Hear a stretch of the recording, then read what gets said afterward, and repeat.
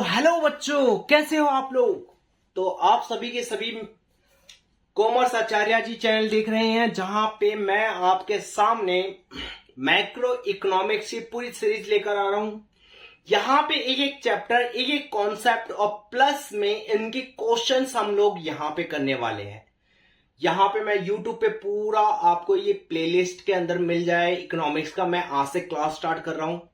No doubt 12 की macro start कर रहा हूं। मैक्रो का फर्स्ट चैप्टर आज हम पढ़ने वाले हैं, जिसका नाम है circular flow of income.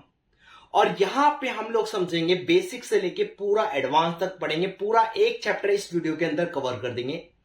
Mostly most से मोस्ट 30 मिनट्स लगेंगे या उससे कम लगेंगे। उतने टाइम में हम पूरा चैप्टर कंप्लीट करके फिर उसके बाद नेक्स्ट वीडियो में हम लोग मेन क्वेश्चंस कर लेंगे प्रैक्टिस के लिए, जो एग्जाम में ज्यादातर आते हैं, और जो लास्ट ईयर आए हुए क्वेश्चंस हैं वो भी प्रैक्टिस करेंगे। और दूसरी बात मैं आपको बताना चाह रहा हूं, मैं यहां पे पीडीएफ दे दूंगा आपको हैंड रिटन नोट्स में, जो कि बहुत ही इजी तरीके से लिखे गए हैं। तो मैं रवि आचार्य मैं लेकर आया हूं। मैं कॉलेज में असिस्टेंट प्रोफेसर भी हूं, आईपीयू का फैकल्टी मेंबर हूं। तो हम लोग स्टार्ट कर रहे हैं। जैसे कि चैप्टर 1 है, जो कि नेशनल इनकम का सब बेसिक चैप्टर है। यहां से अगर आप इसको अच्छे से पढ़ते हैं तो आपको नो डाउट नेशनल इनकम बहुत अच्छे से समझ में आएगी। अगर आपको नेशनल इनकम करना है ट्रिक्स पे, मैं आपको कह रहा एक फॉर्मूला भी आपको याद नहीं करना पड़ेगा, सारे फॉर्मूले दिमाग में डाल दूंगा। बस आपको ये थ्योरी अच्छे से पढ़नी है। फर्स्ट सेकेंड चैप्टर अच्छे से पढ़ लो, नेशनल इनकम के सारे फॉर्मूले याद करवा दूंगा एक ट्रिक के जरिए। तो यहां पे हम लोग समझते हैं नेशनल इनकम का first chapter circular flow of income क्या होता है। चलिए जानते हैं। सर्कुलर फ्लो ऑफ इनकम से पहले हम लोग समझेंगे कि सर ये इकोनॉमिक्स क्या होती है। पहले तो बात आती है इकोनॉमिक्स की, ठीक है। तो इकोनॉमिक्स की अगर मैं बात करूं तो बेटा इकोनॉमिक्स क्या होता है, जो हम बुक देख रहे हैं, जो हम स्टडी कर रहे हैं, जिस बुक पे हम पढ़ रहे होते हैं ना कि हाँ भाई ये सब्जेक्ट इकोनॉमिक्स, उसी को इकोनॉमिक्स बोलते हैं। जो आप डेली चिल्ला रहे हो ना इकोनॉमिक्स पढ़ना है, इकोनॉमिक्स देखना है, यही इकोनॉमिक्स है।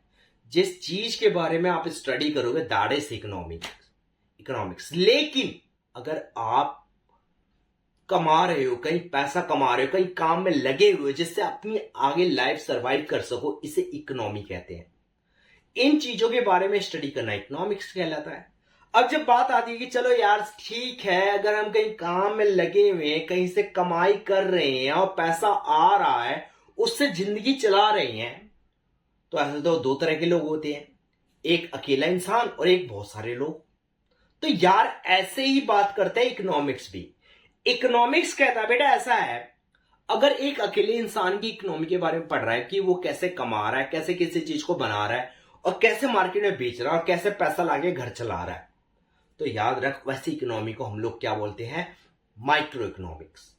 उस इकोनॉमी को अगर हम वहां पे उस इंसान के बारे में स्टडी करेंगे दैट इज माइक्रो इकोनॉमिक। तो माइक्रो इकोनॉमिक्स की आती है, यहां पे जरा ध्यान दीजिएगा। माइक्रो इकोनॉमिक्स का मतलब होता है बेटा कि मतलब हम लोग स्टडी कर रहे हैं microeconomics study things and individual level such as a single person, a household और वन इंडस्ट्री।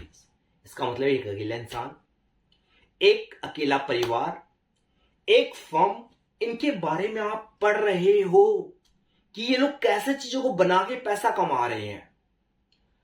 ये होती है माइक्रो इकोनॉमिक्स, ठीक है। फिर आते हैं मैक्रो इकोनॉमिक्स। मैक्रो क्या होती है, देखिए मैक्रो इकोनॉमिक्स की बात की जाए तो मैक्रो इकोनॉमिक्स कहता है the macro economics definition is the branch of economics studying the overall economy. जब पूरे देश की इकोनॉमी के बारे में स्टडी कर रहे हो भैया, हर एक इंसान जो है, जितने भी इंसान है, सभी मिलकर कितना कमा रहे हैं, कितना पैसा कमा रहे हैं, कैसे कमा रहे हैं, ये सब स्टडी कर लो। मैक्रो इकोनॉमिक्स कहलाता है। इसमें हम लोग बात करते हैं, हम लोग स्टडी करते हैं इन्फ्लेशन के बारे में, प्राइस लेवल के बारे में, इकोनॉमिक ग्रोथ के बारे में, नेशनल इनकम के बारे में और डोमेस्टिक प्रोडक्ट के बारे में। ये सारी चीजें क्या होती है, बहुत सारे लोग मिलकर कर रहे होते हैं। लेकिन माइक्रो इकोनॉमिक्स में क्या पढ़ोगे, demand and supply, cost, revenue के बारे में। चलिए अब हम लोग समझते हैं डिफरेंस के बारे में। सर ये डिफरेंस बताइए माइक्रो इकोनॉमिक्स और मैक्रो इकोनॉमिक्स में। बहुत सिंपल सा यार, मीनिंग पहले ले आओ। पहला डिफरेंस जो होता है वो मीनिंग होता है। मीनिंग क्या कहता है, माइक्रो कहता है भैया मैं इंडिविजुअल के बारे में स्टडी करूंगा, ठीक है, तो इंडिविजुअल की स्टडी करना, ठीक है, तो इंडिविजुअल की ही स्टडी कर।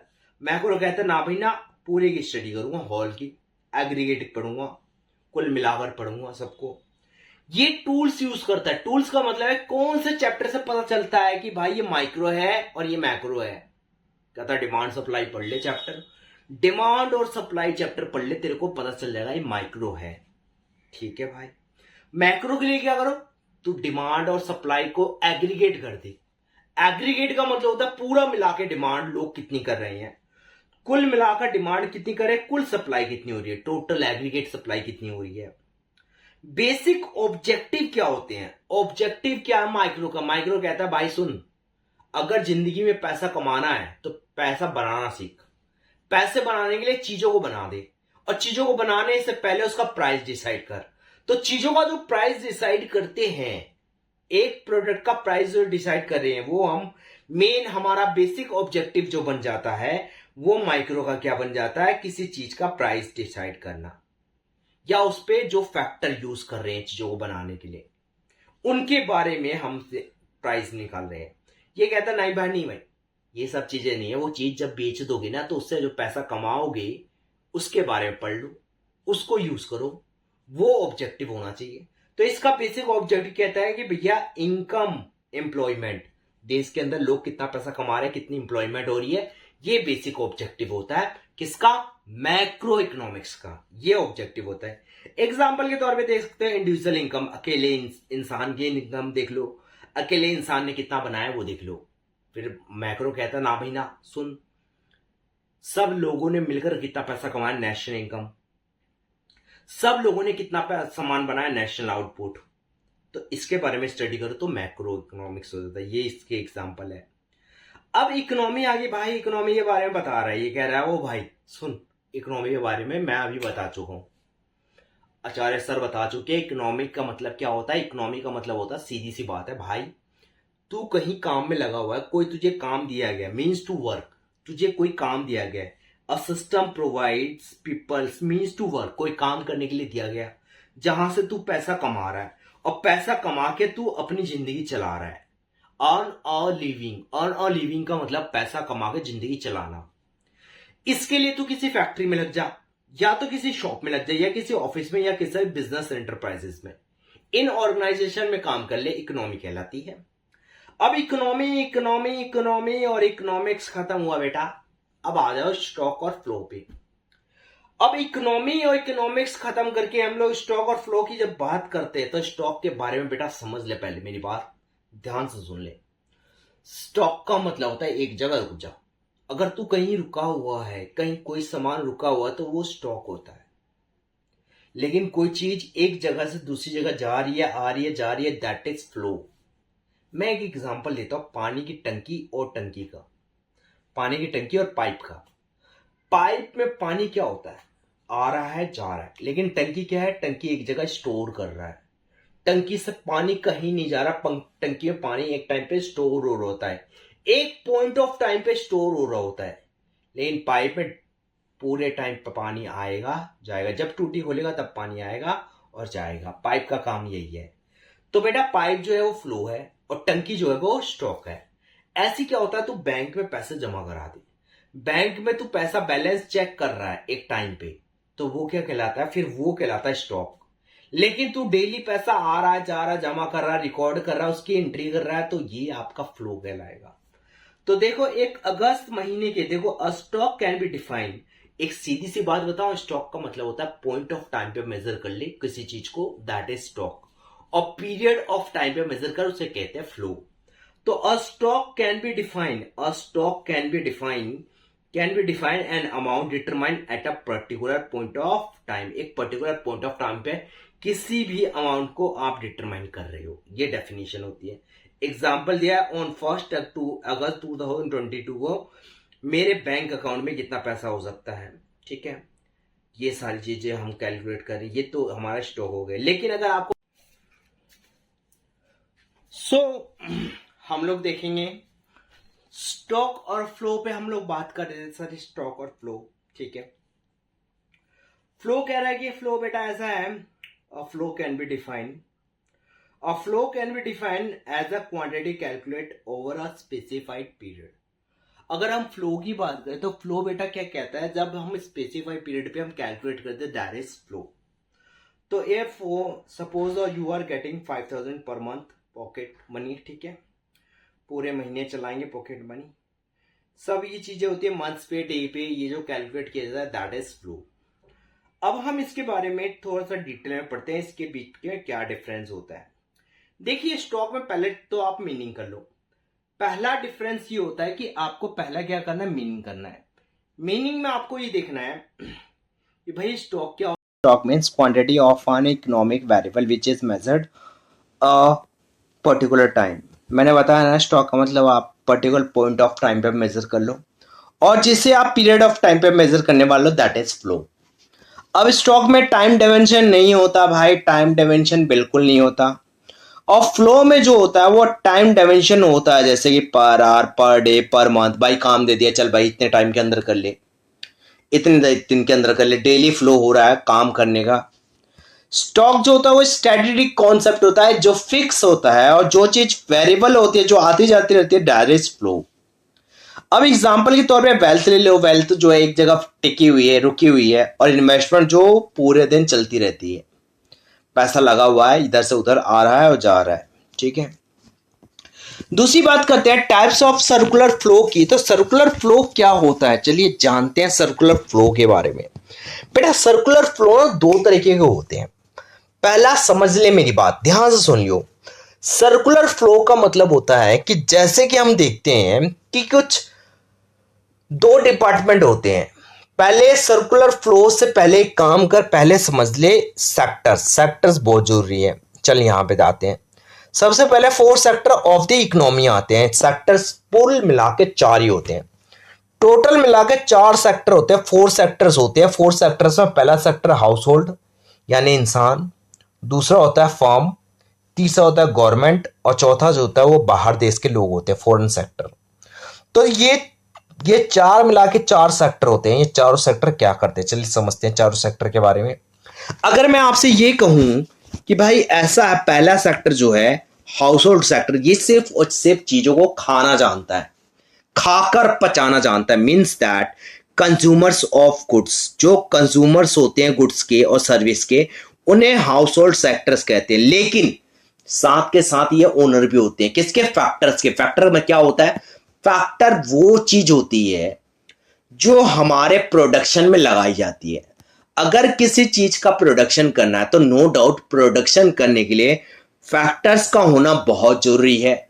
और ये फैक्टर्स इंसान होते हैं. कैसे? एक इंसान काम करता है, एक इंसान पैसा लगाता है, एक इंसान अपनी जमीन देता है, एक इंसान अपना दिमाग चलाता है. इसी को हम कहते हैं फैक्टर्स. अब ये फैक्टर्स जो होते हैं लैंड की फॉर्म में, लेबर की फॉर्म में, कैपिटल की फॉर्म में और एंटरप्रेनर की फॉर्म में होते हैं. इसके बदले में पैसा मांगते हैं. ये पैसा क्या मांगते हैं? लैंड जो देगा वो क्या मांगेगा? रेंट. लेबर जो देगा क्या मांगेगा? वेजेस. और कैपिटल जो देगा वो क्या मांगेगा? इंटरेस्ट. और एंटरप्रेनर क्या मांगेगा? प्रॉफिट. तो इस तरीके से ही चलता है. ये अपनी चीजों को देने के बदले में पैसे लेते हैं. दूसरा आता है प्रोड्यूसिंग सेक्टर्स. प्रोड्यूसिंग सेक्टर्स कौन से होते हैं? चीजों को बनाते हैं, जिनका काम है चीजों को बनाना. It includes all producing firms in the economy. To produce goods and services the firms hire factor of production from the household. लोगों से सामान लेते हैं, लोगों की मदद लेकर चीजों को बनाते हैं. फैक्ट्री कोई चीज नहीं बनाती, फैक्ट्री के अंदर लोग बनाते हैं. तो जो लोग होते हैं वही लेबर होते हैं. कुछ लोग फैक्ट्री में पैसा लगाते हैं, वो क्या कहलाते हैं? इन्वेस्टर. मींस कैपिटल होती है. और कुछ लोग जमीन देते थे फैक्ट्री को लगाने के लिए, वो होते हैं लैंड. जो जमीन को देते हैं उन्हें हम लोग क्या बोलते हैं? लैंड होती है. और लैंड के बदले में क्या लेते हैं? वो रेंट लेते हैं, लैंडर्स होते हैं. Household consume goods and services to satisfy their wants and firm produce goods and service to make a profit. Simple सी बात है. इंसान से चीजों को खाने के लिए, इंसान अपने आप को सेटिस्फाइड करने के लिए चीजों को खाता है, पीता है, खाता पीता है, ठीक है. लेकिन फर्म क्या करती है? वही चीज जो उनको दे रही है उसके बदले में पैसा ले लेती है. आगे चलते हैं. गवर्नमेंट सेक्टर कौन था? गवर्नमेंट सेक्टर दोनों में ही काम करता है, चीजों को बनाता भी है और चीजों को खाता भी है, लेकिन खुद नहीं खाता, लोगों के लिए खरीद कर उनके अंदर बांटता है। जैसे कि राशन, राशन क्या करेगा, फार्मर से परचेज करेगा और किसान गरीब लोगों में बांट देगा। तो as a welfare agency it is involve in maintaining law and order, defence and other service of public welfare. लोगों के लिए एक समाज सेवा करना भी इसका एक काम होता है। As a producer it produce goods and service, public sector चीजों को बनाता भी है और बना के बेचता भी है। ठीक है, डिटेल में ज्यादा नहीं लिखा हुआ, उतनी रिक्वायरमेंट नहीं है। फॉरेन सेक्टर्स क्या होते हैं? फॉरेन सेक्टर्स वो होते हैं जैसे कि हम बाहर देश से कोई सामान खरीद रहे हैं, तो बाहर देश से खरीद रहे हैं, दैट इज फॉरेन सेक्टर। बाहर देश में सामान बेच भी रहे हैं, तो बाहर देश में जब हम सामान ले रहे हैं, खरीद रहे हैं, बेच रहे हैं, तो इसी को फॉरेन सेक्टर कहते हैं।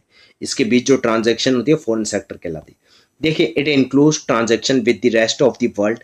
It involves in the export import of goods, flow of capital between domestic economy and other country of the world. इसका मतलब है बाहर देश के साथ हम चीजों का इनफ्लो आउटफ्लो कर रहे हैं, एक्सपोर्ट इंपोर्ट कर रहे हैं, सर्विस कर रहे हैं, पैसों का आना जाना हो रहा है, कैपिटल कोई बाहर देश से आके हमारे देश में लगा दे रहा है या हम बाहर देश में जाके लगा रहे हैं, दैट इज, ये सब कहाँ होता है? फॉरेन सेक्टर के अंदर होता है। अब क्या हम पढ़ेंगे? We will study about circular flow in simple economy two sector. भाई अगर हमें ये चैप्टर पढ़ना है तो इस चैप्टर में दो बातें याद रखना। पहला कि हम यहाँ पे हाउस होल्ड और दूसरा फर्म के बारे में पढ़ने वाले। हाउस होल्ड क्या करता है, फर्म क्या करता है, ये दो चीजें पढ़ेंगे, इसके अलावा कुछ नहीं पढ़ेंगे, दो सेक्टर नहीं पढ़ेंगे। तो we will study about circular flow in simple economy two sector, साफ साफ लिखा हुआ बेटा, सुन ले, देख ले, यहाँ पे नोट्स में लिखा हुआ है। बहुत अच्छे नोट्स बनाए हुए, हैंड रिटन नोट्स है, पीडीएफ दे दूंगा, टेलीग्राम ज्वाइन कर लियो, वहां पे आ जाएंगे। ठीक है, टेलीग्राम इंस्टाग्राम पे पीडीएफ अवेलेबल है। आगे देख, a simple economy assume the existence of only two sector, household and second is firm sector. देख साफ साफ लिखा हुआ है, दो ही सेक्टर पढ़ने हैं, हाउस होल्ड और फर्म सेक्टर के बारे में। Meaning of circular flow of income, circular flow of income होता है क्या, पहले समझ। चीजों को जब तू बनाएगा तो उसे मार्केट में बेचेगा। जब चीजों को बनाता है तो उसे कहते हैं हम प्रोडक्शन। प्रोडक्शन पहले होता है, फिर जब उसको बेचते हैं तो इनकम होती है, और इनकम होती है तो उसी इनकम को हम चीजों को, बनी हुई चीजों पे पैसा खर्च करते हैं। तो तीन तरीके से सर्कुलर फ्लो हो रहा है। चीज बन रही है, डिस्ट्रीब्यूट हो रही है, डिस्ट्रीब्यूट होने के बाद क्या हो रही है, फिर वो कंज्यूम हो रही है।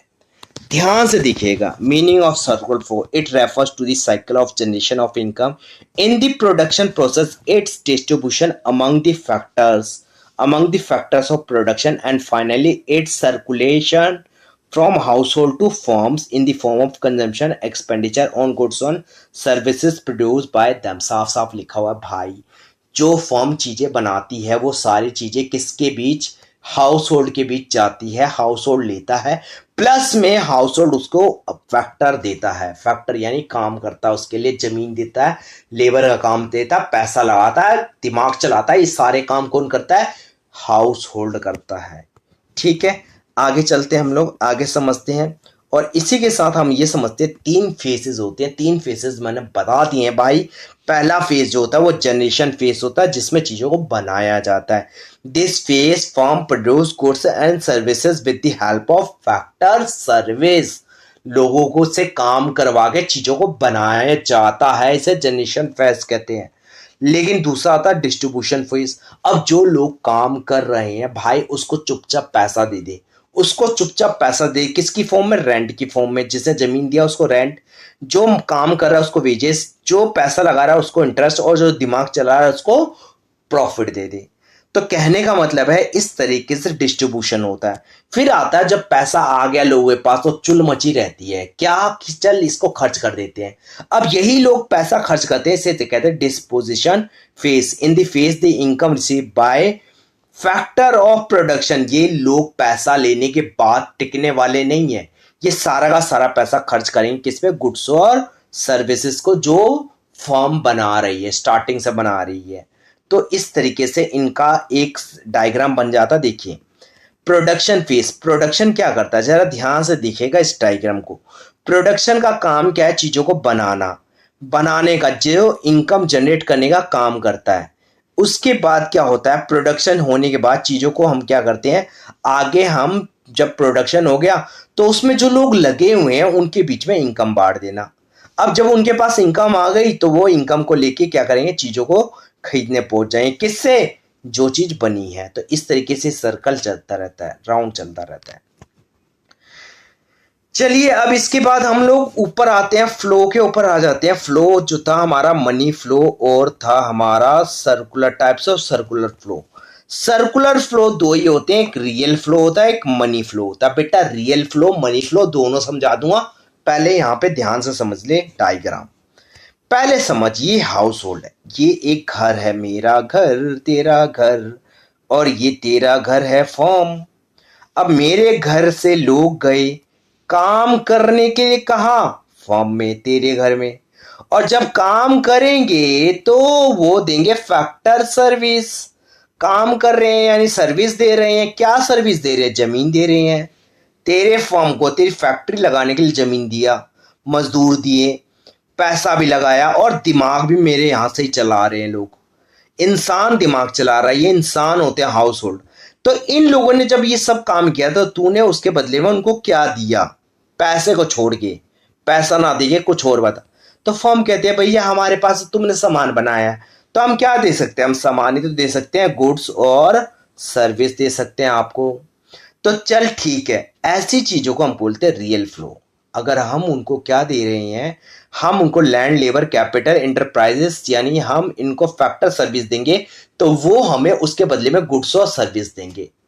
लेकिन बात ये आती है, फैक्टर सर्विस और उसके बदले में अगर पैसा पे कर दे तो उसे मनी फ्लो कहते हैं। और आप जब गुड्स खरीदोगे तो उसके लिए आप उनको पैसा पे कर दो तो भी मनी फ्लो में आता है। चलिए अब देखते हैं, इसमें एग्जांपल देखते हैं। ये एग्जाम्पल हमारा समझ में आता है, इस एग्जाम्पल को देखते हैं। जैसे कि जिन लोगों ने काम किया उन लोगों को तूने पैसा दिया। जिन लोगों ने काम किया उन लोगों को तूने पैसा दिया। मेरे घर में किसने? फर्म ने। मैंने तेरे से सामान खरीदा, मैंने तेरे को उसके बदले में पैसा दिया। कंजम्पशन किया, एक्सपेंडिचर, कंजम्पशन एक्सपेंडिचर, यानी पैसा दे रहा हूं मैं। इसी को बेटा बोलते हैं मनी फ्लो। अब हम लोग ऊपर चलते हैं।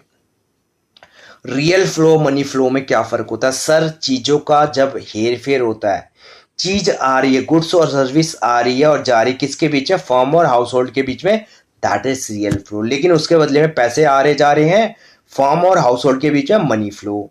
यहाँ पे गुड्स और सर्विस का एक्सचेंज होता है, यहाँ पे मनी का एक्सचेंज होता है। यहाँ पे डिफिकल्टी इन एक्सचेंज में क्या होता है? देयर में भी difficulty in barter system in exchange. क्योंकि यहाँ पे चीजों के साथ चीजों का है तो बार्टर एक्सचेंज सिस्टम बहुत ही ज्यादा डिफिकल्टी क्रिएट करता है, वो आगे समझेंगे।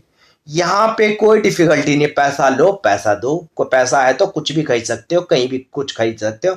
लेकिन बार्टर सिस्टम में जब जरूरत होगी तभी सामने वाला कोई सामान आपको देगा और आप उससे लोगे। तो यहां पे जाके सर्कुलर फ्लो ऑफ चैप्टर खत्म हो जाता है भाई साहब। मैंने ये चैप्टर जो है वो 30 मिनट्स के अंदर, 30 मिनट्स भी नहीं लगे, 25 मिनट्स के अंदर खत्म कर दिया है। आपको 10 मिनट्स लगेंगे क्वेश्चन करने में। ये एक कंप्लीट चैप्टर यहाँ पे खत्म हो जाता है, इससे बाहर कुछ नहीं पूछेगा भाई साहब, इसको कर ले। बहुत कम टाइम में मैंने पूरा चैप्टर खत्म करा दिया। ठीक है, नोट्स चाहिए कमेंट कर। अगर कमेंट बॉक्स में जितने ज्यादा कमेंट होंगे उतने बच्चों को पीडीएफ मिल जाएगा। किस पे? टेलीग्राम पे। ठीक है, और सारे के सारे सब्सक्राइब कर दो। ठीक है, thank you so much for watching my video.